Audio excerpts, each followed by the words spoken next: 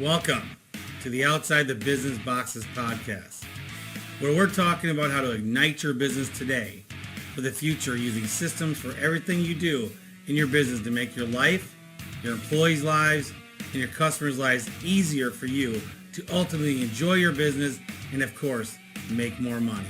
I'm your host, Chad Murray.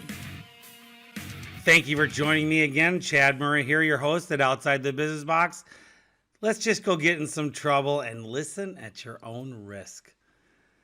Hello, everybody. I got a little pep in my step today. Can you tell? I mean, sure beats the hell out of last week's podcast. Got my ass kicked from working out and doing a remodel in my office, which I'm still in my living room here, or dining room, and almost done with the office remodel. But let me tell you, today's topic, I'm excited to bring it to you. Today's topic, how to rejuvenate and how to just get your business really everybody excited and motivated to move on, to start the year. Really, I mean, I know it's the third week and final week in February, and we kind of talk about this a little bit always in January.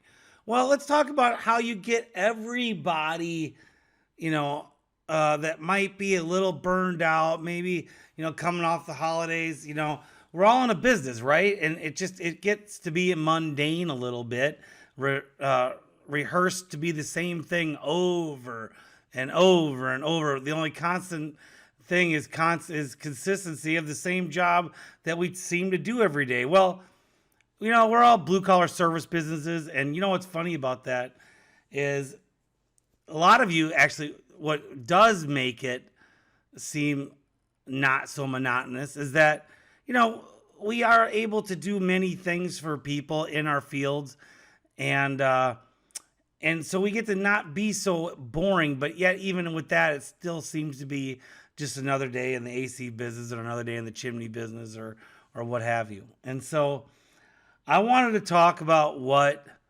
I've done in the past and what helps me, and pass it on to you guys. And so, number one, I'm going to say there's 7 or 8 things that I do, but number one is, first thing I do is I hit the books.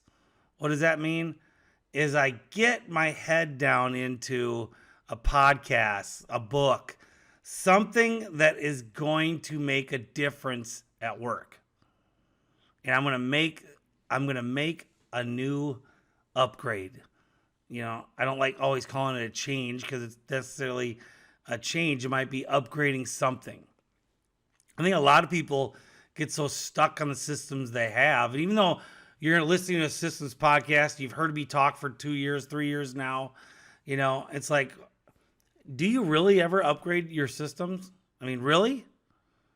We do. I mean, there's a reason why I can podcast about it a lot. It's because we really do look for the next system on everything we do. It's a constant thing in our business that we do to make it better. We never not stop doing that, ever. I got asked by a client once, when does this end? Well, when you stop working is when it ends. You're never going to not stop, growing. Maybe growing, but you're never going to stop trying. Once you stop trying to be better and you're just working the business, you'll get burned out. And we see it all the time. I mean, I see it all the time.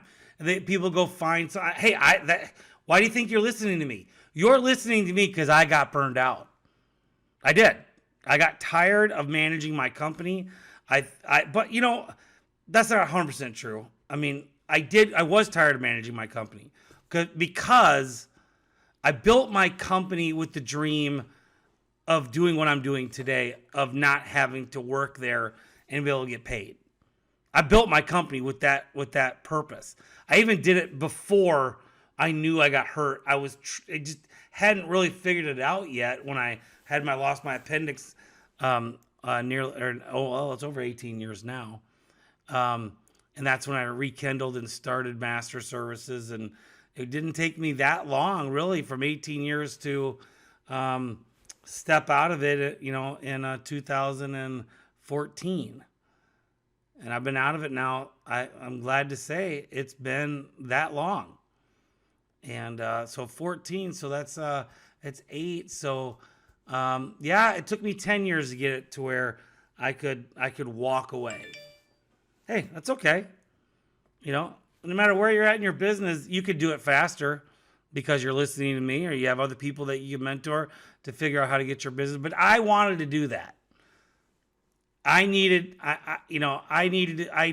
to also rejuvenate at the time that I did it, and I did. I left the company and I told John, my general manager, don't call me for 3 months. You got this. 2 weeks later, I'm calling him. He was right on it, never called me. And I had already called him and I didn't stay away. I was very limited though. Took a drink. I was very limited. And I did that on purpose. Now, my first couple years, we just skated by with whatever we were doing. And then I just started getting sparked on what else we could do. And I started working more on the website. And I got back into my business, and I've never left it on the back end. I always did the advertising. I trained the sales guys, which we call educators. And, we did all that. And I always still in the business. People think that I left the business. Well, I didn't quite leave it, but I don't go there at all. Very rarely do I have to go there.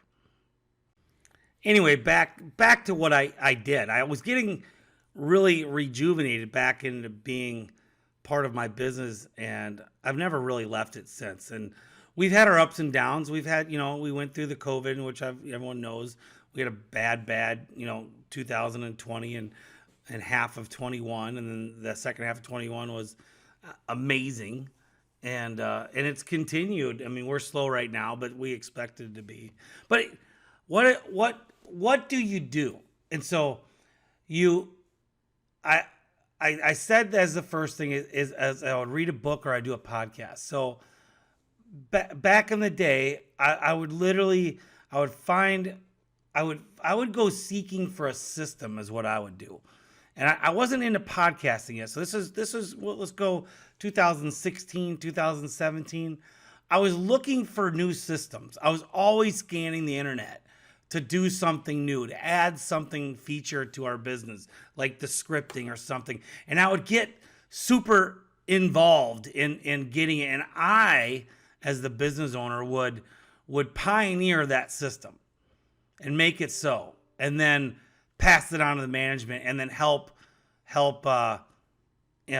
debut it and then get it out to work it. And to talk about how I would do that, I mean, that's literally my process, is I would completely master that system, that app, that whatever new way we were going to do it. Like when we introduced cameras, I was cheap.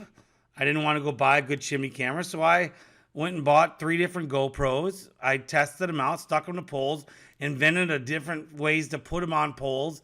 And I sat in my sheet metal shop for like 3 weeks figuring out how to mount one and do it right. I mean, I spent that much time on doing it. And then Cody comes around and finds a better way to do it and makes it a whole different ball game how he did it, which was better than mine. And now we don't even use those anymore. We still have them, but we do the snap block cameras. But anyway, so that is what I would do. I would take and get this system completely worked, do the bugs, do it myself, and then give it to the management, teach them. Then the management, I would debut it to the company.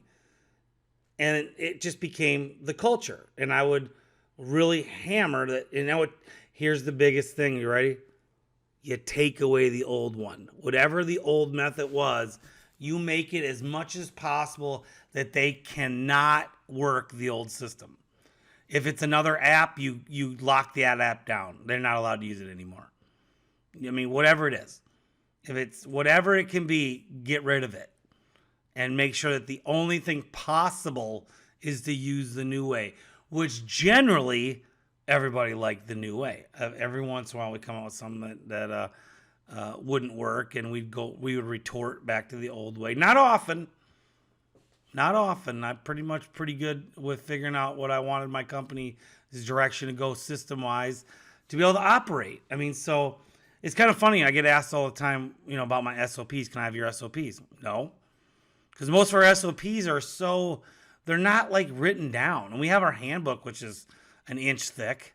And I guess a lot of SOPs are in there, like what time we show up, what time you clock in, what time you clock out, all that kind of stuff.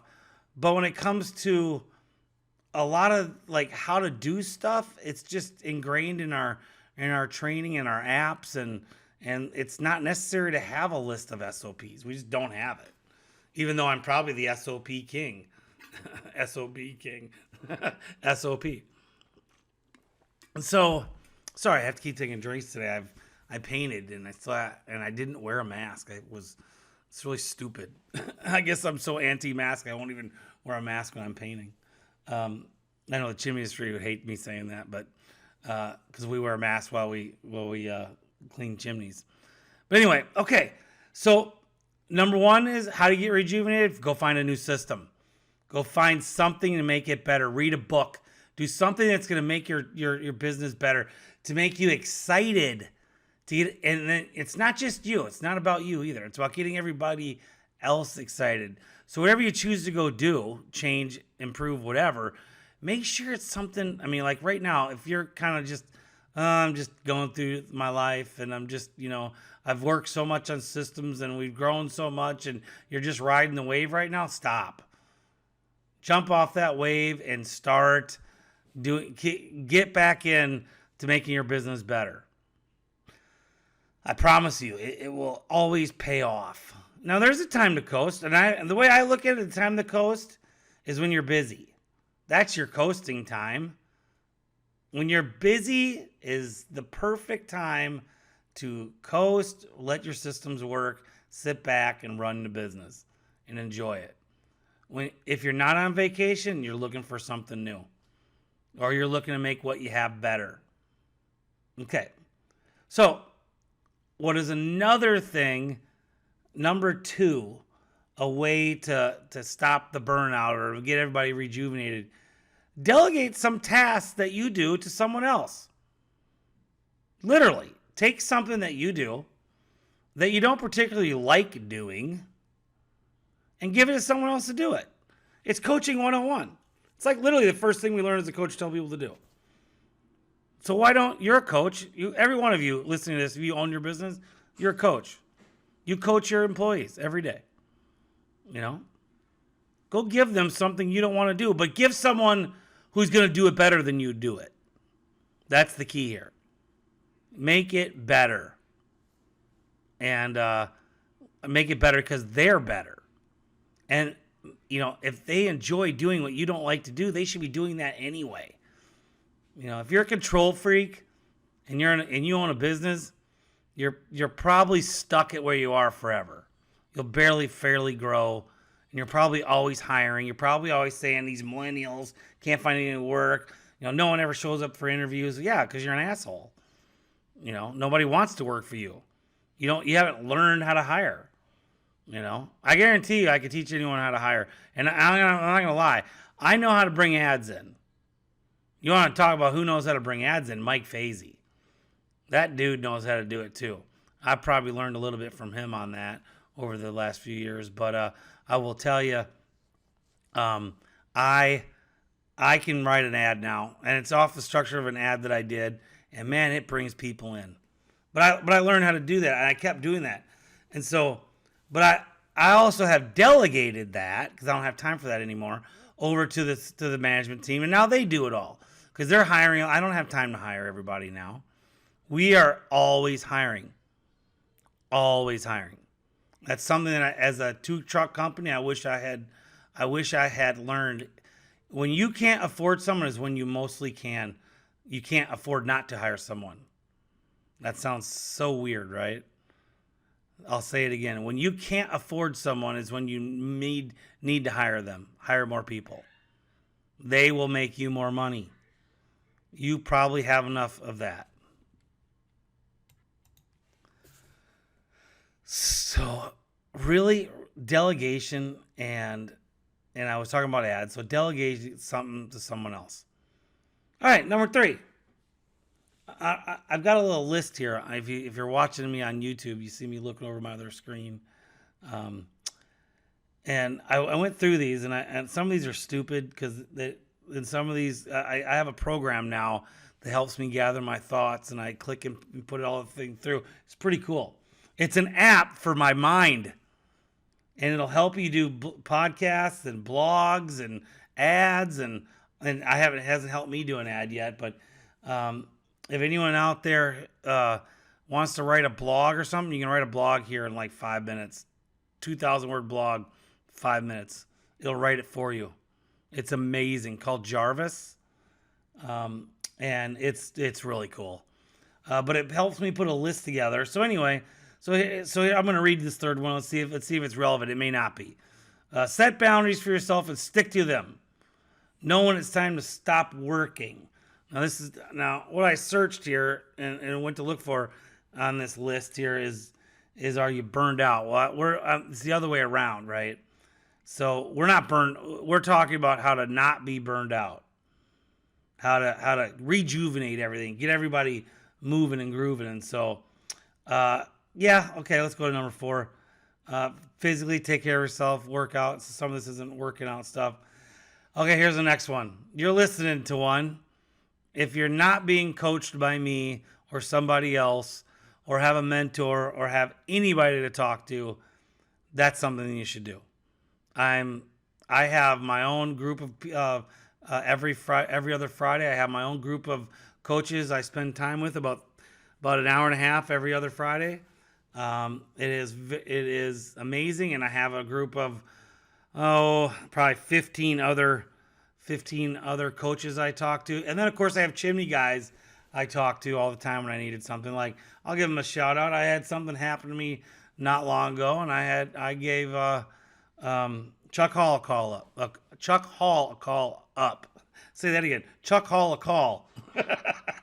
And just needed some advice from a guy that owns a bigger business than me, And so I called Chuck, and I couldn't quite take the call at the time, but he called me back. And I'll tell you, it's probably one of the best 15 minutes I spent in 2022 so far. He's great. He just gave it to me straight, said, even called me out on something, which I was able to explain that I had done that. But he wasn't afraid to say it to me, which I loved. And so, but I mean, you got to have someone to talk to. I mean, I had a client today. He had to let go of someone, and the guy might be, the guy's done some pretty crappy stuff in the last week. But when we talked about it today, he's letting him work out the week, and I said, and he's going to work with him tomorrow. And I said, looking at the way we're moving forward with your company, do you think maybe this guy's salvageable? I let him think about it for a minute, and he said maybe. I think it's very possible. I said, well, why do you think that? And he said, well, because maybe I'm giving him too much. He told me it's too much of a job for them. Of the way his business works, the way the guys have to do all their work. And so he processed that through, and he's like, okay, yeah, I think I'm going to talk to this kid and come to a conclusion tomorrow, see where his head is, to see if maybe we can keep him. And I thought, that was good. That was really good. So he called and talked to me about it, and I got his mind right. And he may still let the kid go. It is what it is. But he's, at least for his business-wise, it's going to put him a step back if he lets his kid go. And we had to weigh out all the integrity things that maybe the kid did. Is it just one of these because he's just young and dumb? Or is it really an integrity thing? Even though it might, sometimes that integrity, there's a line. And we don't know if this kid really crossed the integrity line. He definitely did some stupid stuff, but it'd be nothing that was that, just like not contacting a guy, just it was some big things that had to happen with a couple jobs, and integrity's questioned, which we get, totally understandable. But when we looked at the big picture, it's like, okay, this kid, if he didn't have that same role, we made him just a truck, just to do just the work, not the sales, not the administrative stuff, the ordering, all that stuff. Could this kid work out? And my client was like, maybe. Well, I'll talk to him tomorrow. So, and when we got on the phone, the phone call was, I'm firing. I have fired this kid. And I said, well, he goes, can you call me? And so I did. And we talked through it, And so that is real coaching. I mean, I had a little input, but I let him process, and I asked him the right questions to get him processing. That's what everybody needs, and it will rejuvenate your business like you wouldn't believe, especially when you have some things going on just keep happening. Well, when you get someone else in your head to help you out, I will help you stop the repetitive cycle that sometimes you're in. Okay, moving on. Sometimes to rejuvenate, it's the opposite of what I just said a couple minutes ago. Is just take a goddamn break, man. Take a break. Go get yourself a vacation and let the place burn down while you're gone.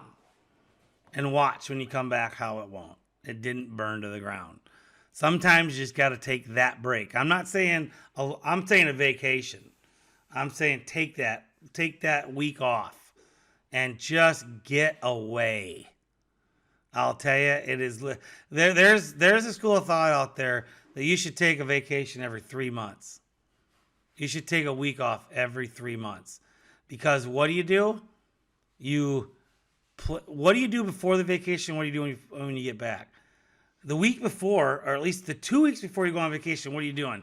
You're hyper focused on your business. And what do you do when you get back? You're hyper focused on your business. It's think about it. It is a powerful tool. You should take more vacations. You can go tell your wife and your partner, Chad said so. Chad said I'm taking a vacation every 3 months because Chad said so. Anyway, think about what you do before and after, though. It is truly remarkable how much you are focused on your business at that time. And so, okay. Let's go through this list. A lot of this other stuff is kind of personal stuff, not really anything I like on here. So I think I'm done with this list. And so rejuvenations, things that I did, is always trying to find the next best system. Yes, take a vacation. More education. It's oversucked. I've got CSIA at my place for the second, from 2 weeks ago. I got them certifying another 13 people this week, and we're hoping to get a better number than we did 2 weeks ago. I'm putting into my people, which I know in the chimney business, there are guys listening going, no shit. And there's guys listening going, yeah, I haven't been certified. And it's like, you know what? You've got to go. If you're not the owner of if you're the owner of the company, you've certainly got to go get certified. And I don't care what. I suggest CSIA right now, later down the pipeline, maybe the NCSG with what they come out with. CCP is okay. I'm certified master chimney technician through them. Marshall Peters does an outstanding job on his little thing. But you're going to study a test, and then you're only going to pass the test. And you're going to know a little bit of code, and that's about it. At least with the CSIA, you get a little bit more of a training and stuff like that. But you can also, I saw Marshall, I just saw this. He actually will come out, and I don't know what he'll do for practice testing and stuff, but I did see him doing some type of training online the other day. So, Marshall, good for you. I don't know that, I'm assuming that was just through the NCSG, but anyway, I'm Switzerland and all this. Okay, I'm going to talk chimney people. Everybody listening, that's not a chimney people. I'm just going to talk a little chimney shop. I am in the chimney biz. And so I'm going to talk a little bit about, everything going on when it comes to who to get certified by, where anything you feel will help you be a better company is who you should go through. Now, with that said, CCP, I'm badge 84. I'm Marshall's first year.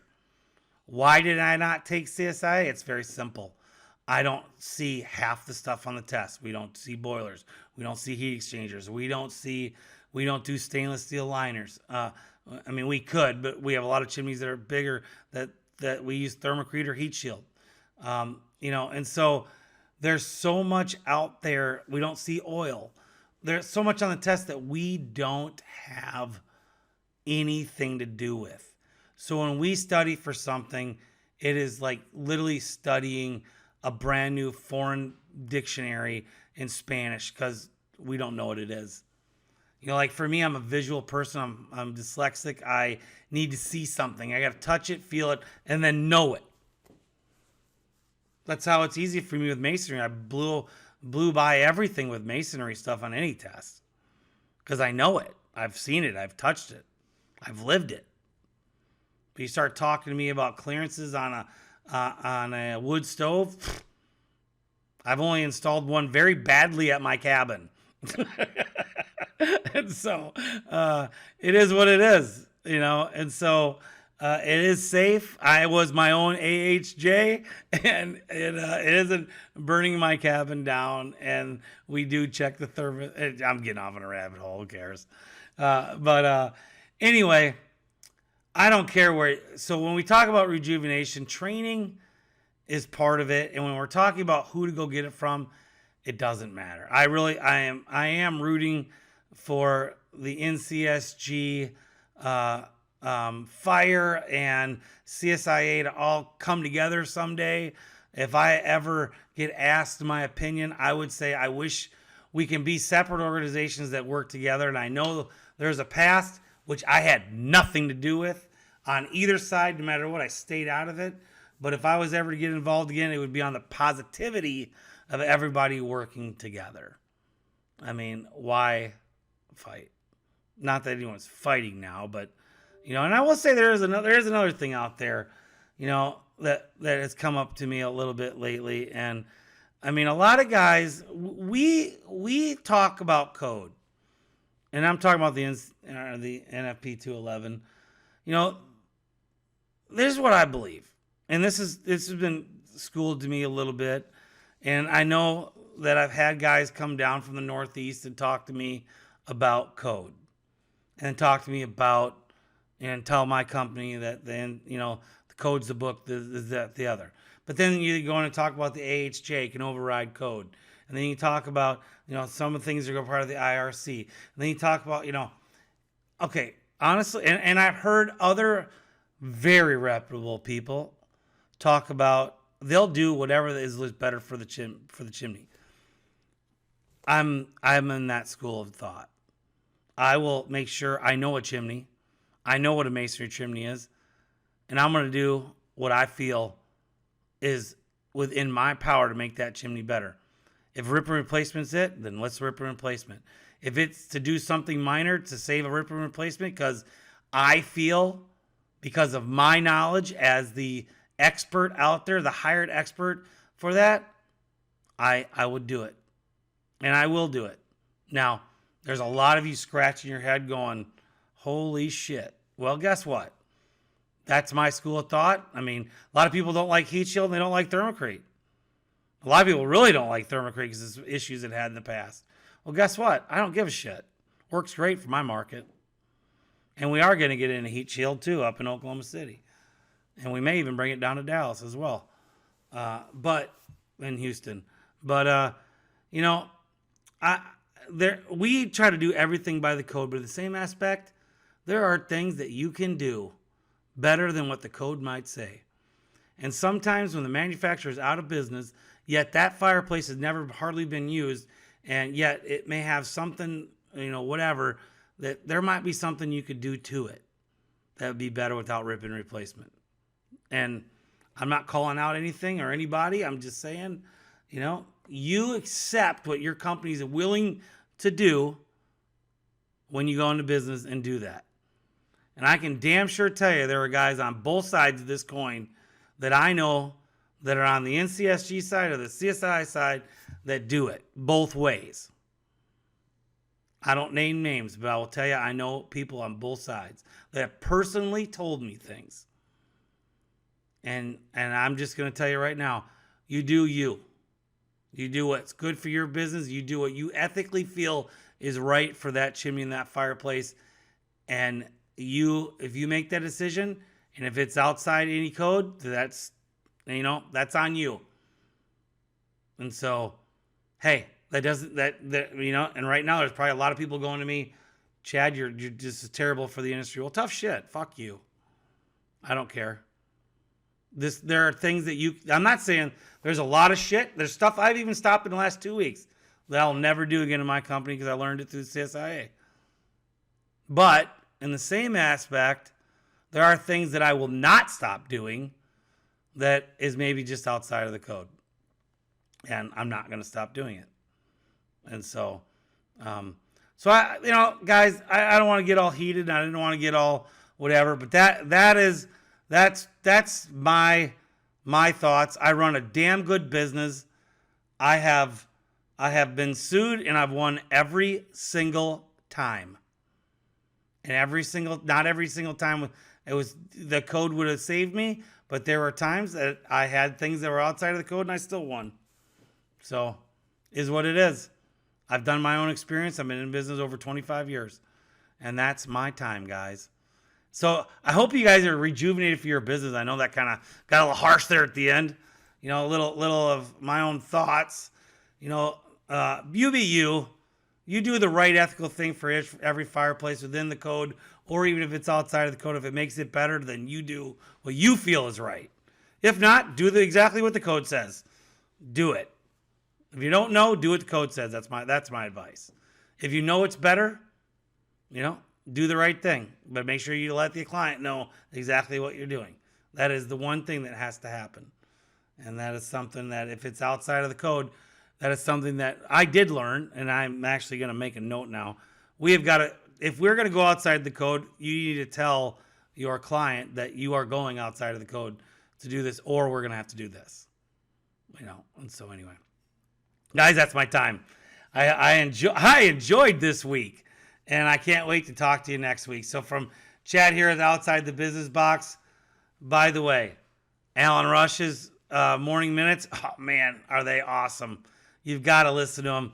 If you're not using Bare Hands Pro, okay, you should be. And finally, and whatnot, Snap Lock. Really, it's the only cameras I use and all the equipment that we buy. So, guys, have a great day.